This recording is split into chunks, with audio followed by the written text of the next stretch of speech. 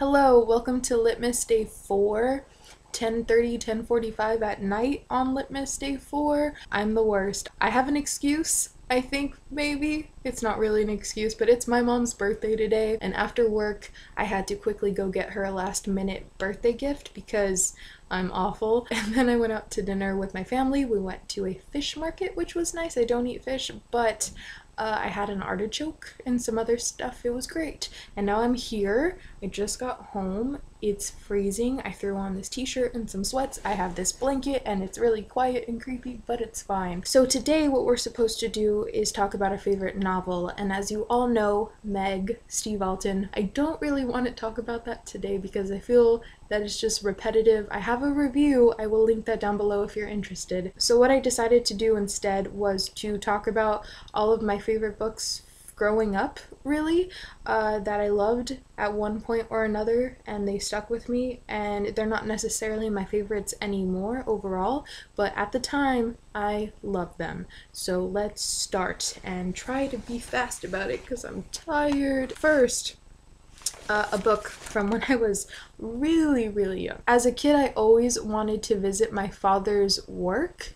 I don't know why. Maybe because I wasn't allowed to, so that made me want to even more. But eventually I got what I wanted and my father let me visit his work, and I guess that day, I don't know, it must have been a break or something, but they were selling books in their lobby and he let me pick one out to take home. So I picked out this Treasury of Fairy Tales. It's just a giant book of fairy tales. It's illustrated. It's a really cute book and I haven't read this in years. I really should give it to my niece. She would love this, but I can't let it go. Not long after that, I had a huge Roald Dahl phase where I read a lot of his books, and my favorite being Charlie and the Chocolate Factory. This is not even my original copy. This is the Johnny Depp movie book cover, which I did enjoy the Johnny Depp film, but the original is better.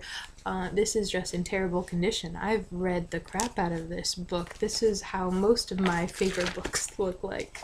And if you were ever wondering what got me obsessed with ships, it would be this book here that I read around the first grade, maybe. I got it from a book fair, and that's called Ghost Ship by an author whose name I can't pronounce. I've read this so many times. This book is so damaged. It's kind of icky and gross. I don't know if you could see all the discoloration. It's not beautiful anymore.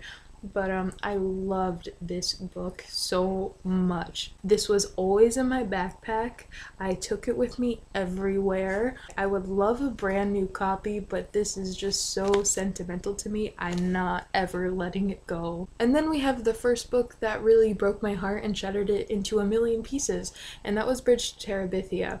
I read this around the 4th grade, I believe, and this just, like I said, it broke my heart, and I will never forgive this book, but my goodness, was it so beautiful to me. Not long after that, I discovered romance in books, and I fell in love with Tuck Everlasting by Natalie Babbitt. It wasn't necessarily the romance of this that I loved the most, although I didn't mind it, but it's just the way this book talks about life. The next two books I have were my favorites in high school, just because I wasn't the most happiest person in high school, and I wasn't in the best place. The Perks of Being a Wallflower by Stephen Chbosky was incredible, and it meant so much to me, as well as It's Kind of a Funny Story by Ned Vizzini. These books will forever stay in my heart, and they mean a lot to me. And not long after that, I discovered the greatness that was Treasure Island and East of Eden by John Steinbeck.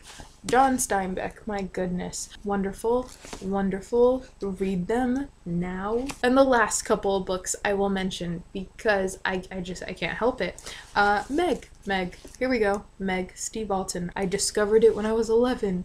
This is the third book called Primal Waters, which is the one that I actually loved the most out of all of the books, which is weird because it's not really well received, but for some reason I love Primal Waters. And I know people really wonder, it's like, why do you like these books? These books kind of are home to me because they are literally, they're literally, in a literal sense, a set where I may have grown up, so they just feel like home. They're comforting, regardless that it's about a shark that's killing people. It's a comforting read. as weird as it sounds. Okay, I'm gonna go to bed now. I'm really tired. If you've read any of these, leave a comment down below.